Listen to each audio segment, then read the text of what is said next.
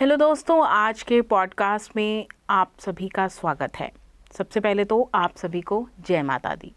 आज से माता के पावन नवरात्रे शुरू हो गए हैं, जिनको हम शरद नवरात्रि या फिर आश्विन नवरात्र के नाम से भी जानते हैं। इन्हीं नवरात्रों से शरद ऋतु का आगमन भी हो जाता है और इन नवरात्रों में क्या आज के दिन से, क्योंकि आज पहला नवरात्र है, आज के दिन से हर घर में माता की ज्योत प्रज्वलित हो गई है। माता ज्योत स्वरूप में हर घर में विराजमान हो गई है। तो इन नवरात्रों में, क्योंकि ये माता के नवरात्रे होते हैं, माता से रिलेटेड है, माता को नवरात्र अति प्रिय हैं और अगर हम माता को प्रसन्न करना चाहते हैं तो नवरात्र में शक्ति आराधना, शक्ति की पूजा मतलब कि दुर्गा पूजा करना अनिवार्य है। और आज माता का जैसे कि पहला नवरात्र है, हर घर में शैलपुत्री की पूजा आराधना हो रही है। सब जानते हैं कि माता दुर्गा का जो प्रथम स्वरूप है वो है शैलपुत्री। आज के पॉडकास्ट में हम बात करेंगे माँ शैलपुत्री को कैसे प्रसन्न करें, और कल जो नवरात्र आने वाला है उसका स्वरूप है माता ब्रह्मचारिणी का।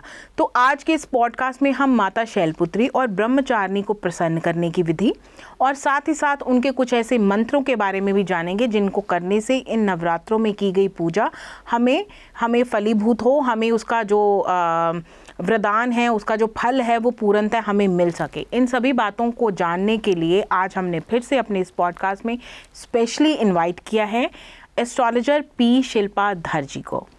शिल्पा जी, बहुत बहुत स्वागत है आपका। Thank you. शुभ नवरात्रि। शुभ नवरात्रि। आज प्रथम नवरात्र है और आप इस लाल रंग की चुनरी में बहुत ही ज़्यादा सुंदर लग रही हैं। आपने माता का प्रिय रंग लाल जो है वो धारण कर रखा है। जी जी। तो इसी से जुड़ा पहला मैं प्रश्न ले लेती हूँ, क्योंकि आज नवरात्र का प्रथम दिन है, तो पहले तो इसी से जुड़ा हम प्रश्न की बात कर लेते हैं। प्रश्न मेरा ये है कि नवरात्र में हमें कौन से रंग जो हैं वो ज़्यादातर पहनने चाहिए? जी जी जी। देखिए, 9 की 9 देवियों के अलग अलग रंग होते हैं। क्योंकि हम बात शैलपुत्री माता की कर रहे थे तो इन्हें लाल रंग बेहद पसंद है। सुहाग को दर्शाता है माँ शैलपुत्री का आज का दिन। जो विवाहित जोड़े हैं उसमें कोई अड़चन ना आए, शादीशुदा जिंदगी में अड़चन ना आए, तो आज के दिन वो शैलपुत्री माता जी की जो है पूजा आराधना करती हैं सुहागन औरतें। और जिनकी जिंदगी में नहीं है कोई, वो अपने वर को पाने के लिए भी शैलपुत्री माता की जो है पूजा करती है। क्योंकि सुहाग से जुड़ा है तो लाल रंग माँ शैलपुत्री का है। तो मतलब जो आज व्रत कर रहे हैं तो उनको लाल रंग अवश्य पहनना चाहिए। जी। और क्या ये बात सच है कि नवरात्र के दौरान हमें काला, नीला और जैसे ब्राउन कलर, जिसको हम भूरा कलर बोलते हैं हिंदी में, ये नहीं पहनने चाहिए? जी बिल्कुल, हमें ये रंग अवॉइड करने चाहिए। जिस माता का दिन होता है उस माता से जुड़ा हुआ रंग पहनते हैं।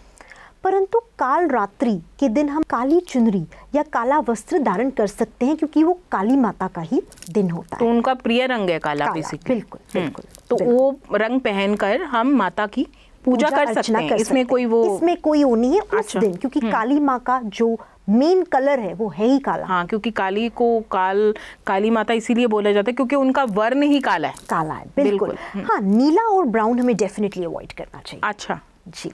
तो नीला रंग नहीं पहनना चाहिए हमें नवरात्रों के दौरान। अभी नेक्स्ट जो मेरा प्रश्न है वो ये है कि आज जैसे प्रथम नवरात्र है और आज पूजा की जाती है शैलपुत्री माता की, और आपने अभी बताया कि किन लोगों को शैलपुत्री की पूजा करनी चाहिए और कैसे है।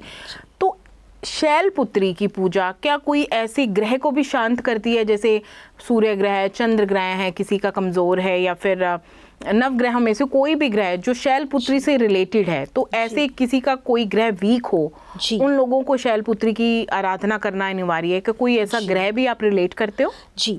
शैलपुत्री माता का जब हम स्वरूप देखते हैं तो उनके हाथ में त्रिशूल है और कमल का फूल है, और उनके सर पे, मस्तिष्क पे एक हाफ चंद्रमा, मून लोकेटेड है।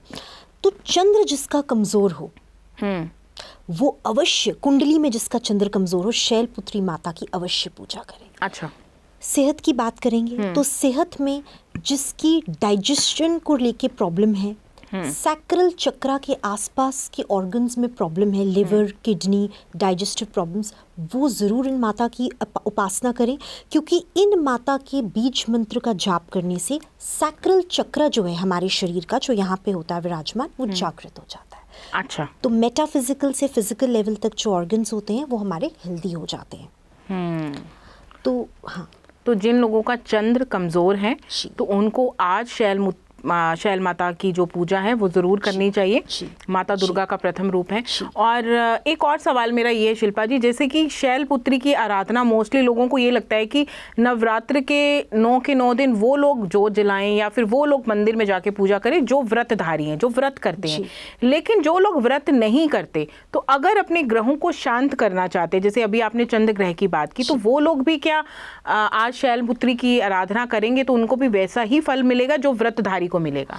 जी बिल्कुल। अगर आप साबूदाना की खिचड़ी, शैलपुत्री माता की फेवरेट होती है साबूदाना की खिचड़ी, स्वयं बना के विधि पूर्वक और मन में भाव अगर आपका सच्चा हो, माता को भोग लगाएंगे तो माता आपकी जो पुकार है अवश्य सुनेगी, आपकी मनोकामना भी अवश्य पूरी करेगी। और जिन लोगों के, जब हम तत्वों की बात करते हैं, 5 तत्व है जिनका पृथ्वी तत्व कमजोर है, वो भी माँ की उपासना कर सकते हैं, क्योंकि शैल हिमालय पुत्री है, वो शैल पहाड़ का, शैल का मतलब पहाड़ है, और पर्वत की पुत्री है, तो पृथ्वी तत्व से निकली है माँ। तो जिनका पृथ्वी तत्व कमजोर है कुंडली में, वो भी माता की उपासना कर सकते हैं। तो ऐसे से उनका जो पृथ्वी तत्व है वो स्ट्रॉन्ग होगा, और जो उनको मानसिक परेशानी आ रही है वो कहीं ना कहीं खत्म होंगी। जैसे जो वाटर साइंस हैं, कैंसेरियन हो गया, स्कॉर्पियो हो गया, जो वाटर साइंस है, या एयर साइंस हो गए, जो अर्थ साइंस नहीं है, वो पूजा कर सकते हैं।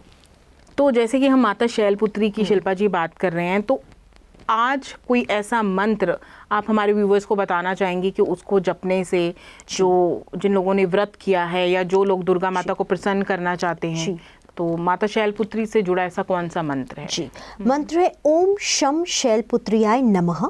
और जो लोग यात्रा करना चाहते हैं वाराणसी जा सकते हैं। ऐसा माना जाता है कि वाराणसी में माँ शैलपुत्री का शक्तिपीठ है, और वहाँ पे सुबह सुबह पहली नवरात्रों में जाके जो दर्शन करता है, माता के जो मनोकामना सुहाग को लेके मांगता है पूरी होती है। किसी की अगर शादीशुदा जिंदगी में प्रॉब्लम्स चल रही हैं, वो सॉल्व हो जाती हैं। अच्छा, तो आज के दिन अगर कोई शैलपुत्री माता का ये वाले मंत्र का जाप करता है, और वाराणसी में माँ शैलपुत्री का मंदिर आपने बताया, अखंड सौभाग्य दिवस आज के दिन को कहा गया है शास्त्रों में। तो ज़रूर आज के दिन जो मैरिड विमेंस हैं, तो उनको माता की पूजा अवश्य करनी चाहिए, आप यही बोलना चाहेंगे, है ना? और सेकंड थिंग इज कि जिन लड़कियों की शादी नहीं हो रही, तो वो अवश्य ही आज के दिन माता को प्रसन्न करने के लिए व्रत करें, मंदिर में जाएं, पूजा अर्चना करें। जी, तो एक और बात माता शैलपुत्री से रिलेटेड ही, तो आज के दिन अगर जो मैरिड विमेंस है, अगर अखंड सौभाग्य वो चाहती हैं, उनके पति की आयु दीर्घायु हो, तो वो आज के दिन ज़रूर ही शैलपुत्री माता की जो है वो पूजा करे, मंदिर में जाए, माता को प्रसन्न करे। और साथ ही साथ जिन कन्याओं की शादी नहीं हो रही है, तो वो कन्याएं आज के दिन शैलपुत्री माता की पूजा अवश्य करें, ताकि उनको भी मनवांछित फल प्राप्त हो, और जो भी उनकी मन की इच्छा है और जो भी मनवांछित उनका वर है वो भी उनको प्राप्त हो। तो अब बात करते हैं माता शैलपुत्री की पसंदीदा चीज़ों के बारे में, क्योंकि हर देवी देवता की, चाहे छोटे हैं बड़े हैं, चाहे किसी भी धर्म से संबंधित चीज़ें हैं, देवी देवता हैं, तो उनकी पसंदीदा चीज़ें हैं। जैसे भोलेनाथ को बेलपत्र बहुत ज़्यादा प्रिय हैं। इसी तरह हम बात करें माता दुर्गा की, तो माता दुर्गा को लाल रंग बहुत प्रिय है। नवरात्रों में लोग माता को लाल चुनरी, लाल चोला, सुहाग का सामान जो है वो भेंट करती है। तो शैलपुत्री, क्योंकि हम बात कर रहे हैं दुर्गा के 9 स्वरूपों के बारे में, तो आज पहला नवरात्र, तो शैलपुत्री को ऐसी कौन सी चीज़ भेंट करें या भोग लगाएं जिससे माता तुरंत प्रसन्न हो जाएं, अपने भक्त को मनवांछित फल प्रदान करें? एक तो साबूदाना की खिचड़ी अवश्य माता को खिलाएं। आपने बताया। हाँ, लाल रंग के फूल हो सकते हैं, फल में भी जितने लाल रंग के फल हो सकते हैं, ऑरेंज रेड कलर के, वो माता को पसंद है ना? कमल का फूल भी आप अर्पण कर सकते हैं, क्योंकि माता के एक हाथ में कमल का फूल होता है। हाँ जी। और आप ड्राई फ्रूट्स अलग अलग तरीकों के माता को अर्पण कर सकते हैं, मिश्री अर्पण कर सकते हैं, वो माता को पसंद है। और सुहाग का सामान अर्पण कर सकते हैं, क्योंकि माता सुहाग का प्रतीक है, तो सिंदूर चढ़ाना ही चढ़ाना है माता को। 16 श्रृंगार में जो भी आता है, लाल रंग की चुनरी माता को चढ़ानी है। जी, तो अब बात करते हैं शिल्पा जी ब्रह्मचारिणी माता के स्वरूप के बारे में, क्योंकि हम अपना पॉडकास्ट थोड़ा सा एक दिन पहले लोगों तक ये इन्फॉर्मेशन पहुंचाना चाहते हैं, ताकि कल जब ब्रह्मचारिणी का दिन है तो उससे पहले लोगों को ये पता चल जाए हमारे पॉडकास्ट के माध्यम से कि कल उनको क्या करना है माता ब्रह्मचारिणी को प्रसन्न करने के लिए।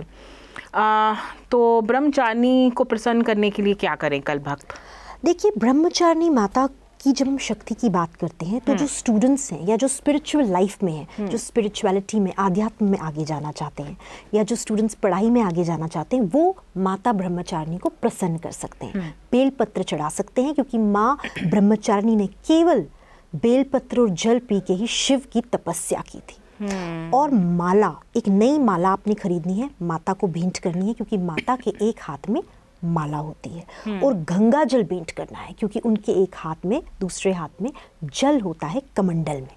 तो ये भी आप उन्हें भेंट कर सकते हैं। और एक चीज़ आपने करनी है, आपने उस दिन बहुत ही डिसिप्लिन, वैसे तो हर दिन डिसिप्लिन मेंटेन करना है, बट उस दिन जब आप माता का जाप करें तो एक ही जगह पे बैठे और कोशिश करिए सफ़ेद रंग का दुपट्टा ले, क्योंकि माता ने सफ़ेद साड़ी पहनी होती है ना, तो वाइट उनका फेवरेट है, पीस को दर्शाता है। जब आप एक ही जगह पे बैठेंगे, एक आचरण में बैठेंगे, तो ब्रह्मचारिणी, जो ब्रह्मा पुत्री हैं जिन्हें कहा जाता है, वो अवश्य प्रसन्न होती है। तो जैसे कि आपने बताया कि माता को श्वेत रंग प्रिय है जी। और माता को प्रिय है कि अगर हम अपने आचरण को शुद्ध रखते हैं, तो माता का जो दूसरा स्वरूप है ब्रह्मचारिणी, दूसरे नवरात्र में हम पूजा करते हैं माँ ब्रह्मचारिणी की। आपने बताया कि उनका श्वेत रंग उनको प्रिय है। और सबसे बड़ी बात जो है कि अपने आचरण को हम शुद्ध रखें। जी, बिल्कुल। ब्रह्मचारिणी माता को हम तभी प्रसन्न कर सकते हैं अगर हमारा आचरण शुद्ध है, हमारे विचार शुद्ध हैं, हमारे कर्म शुद्ध हैं। जी जी, बिल्कुल जी। तो शिल्पा जी, अब ब्रह्मचारिणी से जुड़ा एक मंत्र भी आप हमारे व्यूवर्स को बताइए। ओम ब्रह्मचारिण्याय नमः। और जब भी ये मंत्र करें आप, तो आपने मिनिमम इसको 2 बार करना ही करना है उस दिन। अच्छा, क्योंकि तपस्या की देवी, मंत्रों की ही देवी जो है ब्रह्मचारिणी माता है। तो जैसे शिल्पा जी, अभी हमने शैलपुत्री माता के बारे में जब बात करी थी, तो आपने बताया था कि जो लोग शैलपुत्री माता की आराधना करते हैं उनका जो चंद्र है वो स्ट्रॉन्ग हो जाता है। तो ब्रह्मचारिणी को पूजा करने से कौन सा ग्रह जो है वो बलवान होता है? जी, जब हम ब्रह्मचारिणी माता की बात करते हैं तो इनका भी कनेक्शन कहीं ना कहीं चंद्र से है, क्योंकि सफेद रंग चंद्र को दर्शाता है। और जब प्रकाटासुर ने माता की तपस्या भंग करने की कोशिश की थी, तो माता का कमंडल गिर गया था। तो जल कमंडल में था, राक्षसों का वध मात्र जल ने कर दिया था। तो जल तत्व जिनका कमजोर है वो माता की पूजा करें, और चंद्र ग्रह भी जिनकी कुंडली में नीच का है वो भी माता की पूजा करें, क्योंकि जल तत्व को स्ट्रॉन्ग करती है माता। और जितनी भी जल तत्व की राशियां हैं, स्कॉर्पियो, कैंसेरियन, वाटर साइंस है, वो भी माता की जब उपासना करेंगे तो वो जो उनका इमोशनल एटीट्यूड है लाइफ में, वो थोड़ा सा स्टेबलाइज हो जाएगा, स्टेबिलिटी उनकी लाइफ में आ जाएगी, डिसीजन मेकिंग एबिलिटीज आ जाएंगी। अच्छा, ओके। अच्छा, एक और चीज़, जैसे कि पहले नवरात्र से कई लोग, जैसे मैंने स्टार्टिंग में व्यूवर्स से बात करी तो मैंने बोला था कि कई लोग अपने घरों में ज्योत प्रज्वलित करते हैं। तो नवरात्र के 9 दिन जो लोग प्रज्वलित ज्योत को करते हैं, तो उसके बारे में भी आज थोड़ा सा बताइए कि उस ज्योत के साथ कैसा व्यवहार करना है। कई बार क्या होता है, लोगों को वहम हो जाता है कि ज्योत अगर शांत हो गई, कई बार क्या होता है अखंड ज्योत जो लोग जलाते हैं, तो कई बार ज्योत गलती से शांत हो गई, ठीक है, तो उसमें उनको वहम में पड़ने की ज़रूरत है या उस ज्योत को फिर से प्रज्वलित कर सकते हैं? जी, अगर ऐसा अखंड ज्योत के समय होता है तो सबसे पहले आपने क्षमा मांगनी है माता रानी से। पहले माँ दुर्गा से मांगनी है, उसके बाद माँ काली से, उसके बाद जिस भी देवी का वो दिन होगा उनसे क्षमा मांगनी है, भूल चूक माफ कर दे माता रानी, है ना। उसके बाद आप उसे दोबारा प्रज्वलित कर सकते हैं। अच्छा। और इस बार आपने ध्यान रखना है, आप खुद नहीं रख सकते तो परिवार का कोई सदस्य रखे, कि आप वॉशरूम गए, कहीं गए, पीछे से कोई सदस्य ध्यान रख सकता है। हाँ, मतलब कोशिश करें कि नवरात्रों के दिन अगर आप अखंड जो जला रहे हैं तो वो शांत ना हो। शांत का मतलब वो नहीं बुझने पाए। अखंड का मतलब ही क्या है कि वो खंडित ना हो। बिल्कुल। तो कोशिश तो यही करें, पर अगर इन केस किसी वजह से हो भी जाती है तो भगवान के आगे, दुर्गा माता के आगे माफी और भूल चूक मानकर अपनी क्षमा प्रार्थना करने के बाद आप उसको दोबारा से प्रज्वलित करें, लेकिन फिर उसका ध्यान रखें। और जिनकी हड्डियों की प्रॉब्लम्स है तो वो माता का जाप कर सकती हैं, क्योंकि माता के जाप से रूट चक्र में माता विराजमान है। अच्छा। तो रूट चक्र आपका जागृत हो जाता है। तो रूट चक्र जो है बॉटम मोस्ट चक्र है हमारी रीढ़ की हड्डी पे, तो वहाँ का अगर आपका पेन है उसमें भी आपको आराम मिल जाता है। और कभी कभी क्या होता है, जब हम माता की बहुत भक्ति करते हैं ना, तो हमारे अंदर गुस्सा बढ़ जाता है, क्योंकि शक्ति बहुत बढ़ जाती है, प्रज्वलित हो जाती है। अच्छा।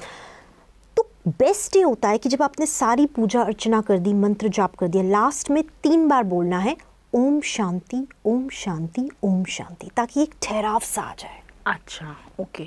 अब हम ब्रह्मचारिणी माता की बात करते हैं तो बड़ी शांत दिखती हैं, लेकिन जब उन्होंने अपनी तपस्या, उनकी प्रगाठासुर ने भंग की, तो उनकी आंखें खुली और उनकी आंखों से अग्नि निकली और अग्नि से उनका वध हो गया। मतलब माँ के अंदर भी अग्नि थी, जबकि 5000 साल की तपस्या थी।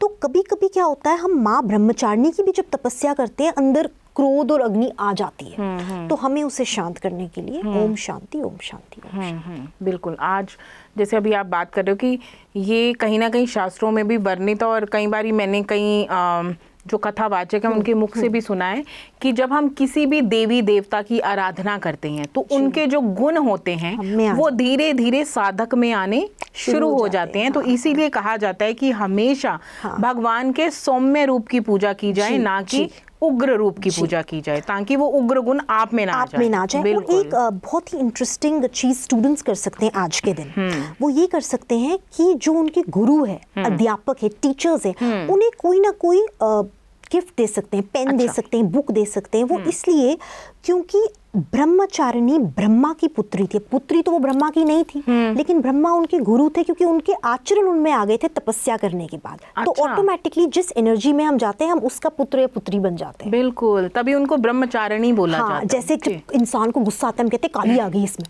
कहते हैं ना, क्योंकि हम काली एनर्जी में आते हैं। जब इंसान एकदम, हम बोलते तो बड़ा प्रिय लग रही है, राधा रूप में आ गई और जो कई लोग शांत है, बिल्कुल सही बोल रहे हैं, हम बोलते हैं ये तो बिल्कुल राम जी जैसा है। राम जी जैसा है ना, बिल्कुल ऐसे कृष्ण की तरह हंसता रहता है, जो नटखट है उसको नटखट है कृष्ण बोलते। तो हम मतलब एनर्जी में आ जाते हैं। तो वो जो 9 देवियां ना, अलग अलग एनर्जी है, एक ही रूप की।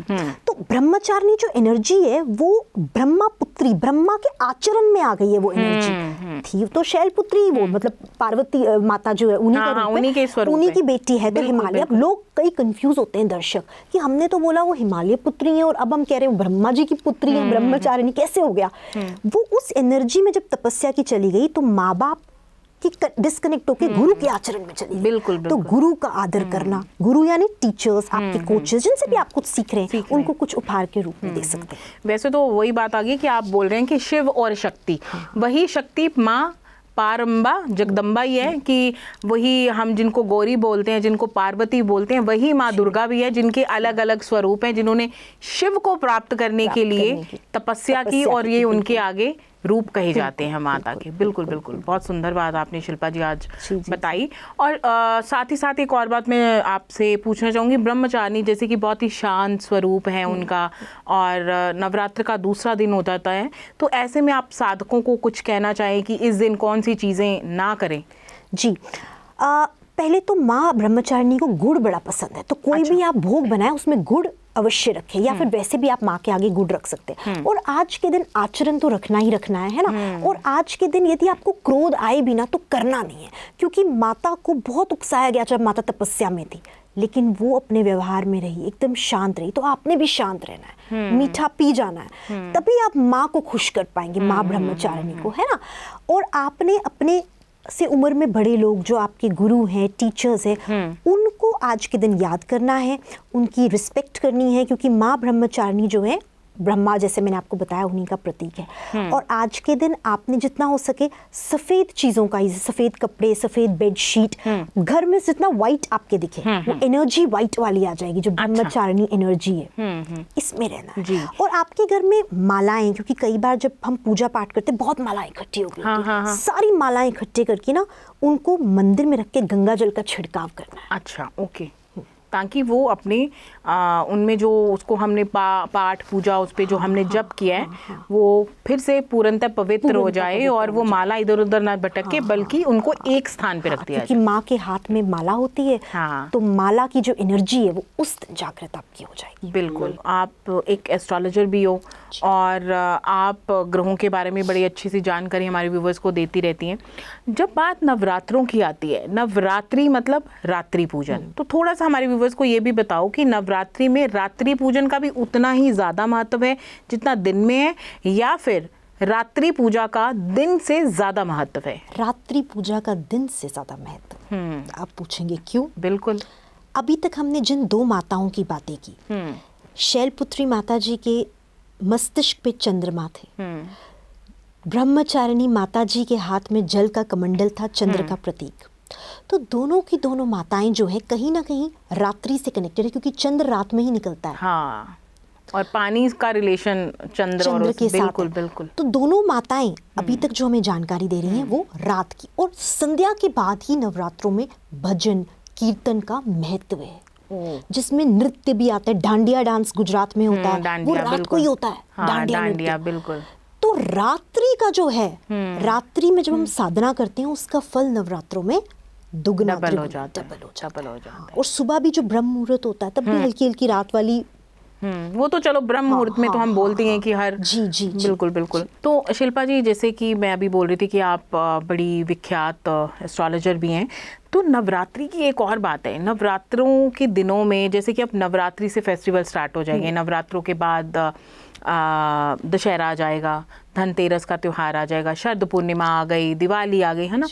तो इन जब बात नवरात्रों की बेसिकली आती है तो लोग इसमें कई तंत्र सिद्धियां करते हैं, मंत्र सिद्धियां करते हैं, वाणी सिद्धि करते हैं। और ऐसे में जो लोग करते हैं वो उनकी पूजा पाठ है जो भी है जिसके थ्रू वो करते हैं।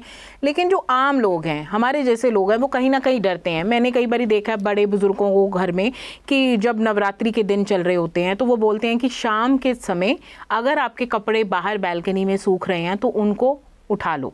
अगर कोई किसी घर में जन्म अगर किसी के घर में हुआ है, कोई नया बच्चा पैदा हुआ है, तो वो बोलते हैं कि शाम के समय नए बच्चे के कपड़े जो है वो बाहर नहीं डालो, अंदर ले आओ घर से।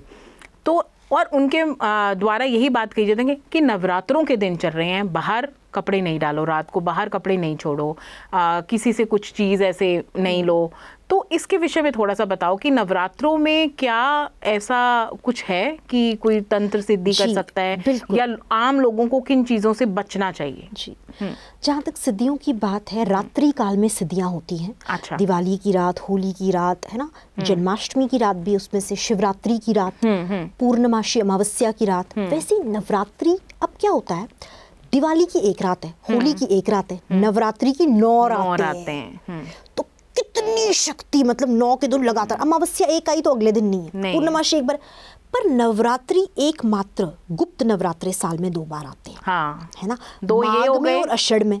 माघ और अषाढ़ में जो लोगों को ज्यादा इसके बारे में नहीं पता, तो उनमें भी सिद्धियां होती हैं, और जो लोगों को पता है उसमें भी, चैत्र मास और अश्विन में भी सिद्धियां होती हैं। बिल्कुल। तो सिद्धियां जब होती हैं तो कई बार लोग सिद्धियों का दुरुपयोग भी करते हैं, तो वो हमारी हवा में, वायुमंडल में आ जाती हैं। तभी कहते हैं वस्त्र बाहर ना हो, चप्पल बाहर घर के ना हो, उसको अंदर कर दो। संध्या के बाद कहीं जाओ, ज्यादा बाहर नहीं, घर के अंदर ही पूजा अर्चना करो। जा भी रहो तो सिर्फ मंदिर तक जाओ, है ना। तो ये फैक्ट है, ये जो बड़े बुजुर्ग कहते हैं, बिल्कुल जैसे दिवाली की रात को भी मना करते हैं कि बाहर इतना मत घूमो, है ना, घर पे पूजा अर्चना करो। ये बिल्कुल फैक्ट है, बिकॉज बहुत सारी अलग अलग उपाय भी होते हैं, जैसे चौराहे का उपाय होता है। तो मतलब नवरात्रि के दिनों में ऐसे इधर उधर व्यर्थ की मत जाओ, खास करके रात के समय में, विजयदशमी तक। विजयदशमी को फिर वो बुरी चीजें जो है, बुराई का अंत हो जाता है। लेकिन तब तक, विजयदशमी तक वो हवा में भटक रही होती है। हर घर अपनी नेगेटिविटी छोड़ता है, वो कहाँ जाएंगी, वायु में तभी बोला जाता है कि रात के समय पूजा जो वो फलीभूत होती है। अगर कोई नेगेटिव एनर्जी आपके पास आ भी रही है, तो अगर आप पूजा पाठ करते हो, उस देवी का, उस भगवान का ध्यान करते हो, तो वो आपसे दूर हो जाएगी, कोसों दूर। बिल्कुल बिल्कुल। तो जैसे कि मैंने बताया कि हम कल ब्रह्मचारिणी का दिन, कल दूसरा नवरात्र है, तो आज हम थोड़ा सा उनके बारे में पहले से ही लोगों को बता रहे हैं। तो एक और चीज़ कि कल अगर जो लोग ब्रह्मचारिणी की पूजा करेंगे तो मंदिर में जाके उनको कौन सी चीज़ है जो माता को देनी ही देनी है, अवश्य उनको चढ़ानी है। और मंदिर में जाकर कौन सी ऐसी चीज़ें हैं, या घर में कौन सी ऐसी चीज़ें हैं उनको नहीं करनी। सबसे पहले मंदिर जाके वो गुड़ का भोग लगा सकते हैं। हाँ, कोई प्रसाद भी बनाएंगे तो उसमें गुड़ होना ही होना चाहिए। सफेद रंग के फूल चढ़ा सकते हैं, माता को बहुत पसंद है। बेलपत्र चढ़ा सकते हैं, क्योंकि माता ने केवल बेलपत्र ही खाए थे 5000 साल की तपस्या में। टुवर्ड्स द एंड बेलपत्र और जल, गंगा जल चढ़ा सकते हैं क्योंकि पवित्र है। तो आप गंगा जल भी, माता को गंगा जल की बोतल सामने रख के जल भी चढ़ा सकते हैं, माता को बहुत पसंद है। माला चढ़ा सकते हैं मंदिर में, जब मंदिर में चढ़ाएंगे किसी ना किसी के काम ही आएगी वो माला, है ना। गंगा जल भी मंदिर में काम आएगा, है ना। और घर पे जब करें तो घर पे, जैसे मैंने बोला, जब भोग बनाएंगे गुड़ होना चाहिए। घर पे भी आप फूल सफेद चढ़ा सकते हैं। सफेद वस्त्र माता को पसंद है, तो सफेद आसन या सफेद वस्त्र रख सकते हैं, या वस्त्र नहीं रख सकते तो एक चुन्नी सफेद उनको आप ढाल सकते हैं, माता को पसंद है। और गंगा जल का छिड़काव माता पे अवश्य करना है, चाहे फोटो है या मूर्ति रूप में, क्योंकि गंगा जल से माता बहुत ज़्यादा कनेक्टेड है जल से जल बेसिकली, से, है जल ना। से। कमंडल में भी जल रख सकते हैं माता के सामने। आसन बनाना है माता का तो सफ़ेद रंग का आसन बना सकते हैं। और जितनी भी मालाएं घर में मौजूद है, अलग अलग सारी मालाओं को एकाग्रित करके गंगा जल का छिड़काव करके माता की दाहिनी साइड पे रख देना है, ताकि है। वो एनर्जाइज हो जाए उस दिन। गायत्री मंत्र का जाप जरूर 3 बार करना है। अच्छा। हाँ, 3 बार करना है। और आपने विधि विधान से ओम ब्रह्म ब्रह्मचारिण्य नमः का भी जाप करना है। जी जी शिल्पा जी, थैंक यू सो मच, आपने इतनी अच्छी जानकारी हमारे व्यूवर्स को दी। तो आज हमने शिल्पा जी से जाना कि आज माता शैलपुत्री का जो पहला नवरात्र है उसके बारे में, और साथ ही हमने शिल्पा जी से कल जो ब्रह्मचारिणी माता का दूसरा नवरात्र आ रहा है और ब्रह्मचारिणी की पूजा दूसरे नवरात्र की जाती है उसके विषय में भी उन्होंने हमें बताया। और हमारे इस पॉडकास्ट का करने का मतलब यही है कि आप तक माता के 9 स्वरूपों की पूरी जानकारी आप तक पहुंचे। लेकिन मैं साथ ही साथ आपको ये भी बोलना चाहूँगी कि अगर आप नवरात्र का व्रत कर रहे हैं या व्रत नहीं भी कर रहे हैं तो सात्विक भोजन की तरफ जाए, सात्विक भोजन करें। सात्विक भोजन करना हमारा तन मन और बुद्धि को शुद्ध करता है, और जब बुद्धि शुद्ध होती है तो विचार शुद्ध होते हैं। जब विचार शुद्ध होते हैं तो अपने कर्म जो हैं, जो हम नित्य प्रति जो कर्म करते हैं वो अपने आप से शुद्ध हो जाते हैं, मतलब अच्छे कर्म होते हैं, तो हमसे बुरा कुछ हो ही नहीं पाता। तो खास करके नवरात्रि के दिनों में अपनी विचार की शुद्धता भी अनिवार्य है व्रत के साथ साथ। और कल फिर हम मिलेंगे अपने इसी कार्यक्रम के थ्रू, इसी पॉडकास्ट में आपको और जानकारी देंगे नवरात्र के बारे में, जो आगामी नवरात्र आ रहे हैं, आगे परसों कौन सा नवरात्र है, माता को कैसे प्रसन्न करना है। तो जुड़े रहिए हमारे साथ हेलो जिंदगी पॉडकास्ट में। इसी समय कल फिर मिलेंगे, आपसे फिर से दोबारा मुलाकात होगी। तब तक के लिए बाय बाय।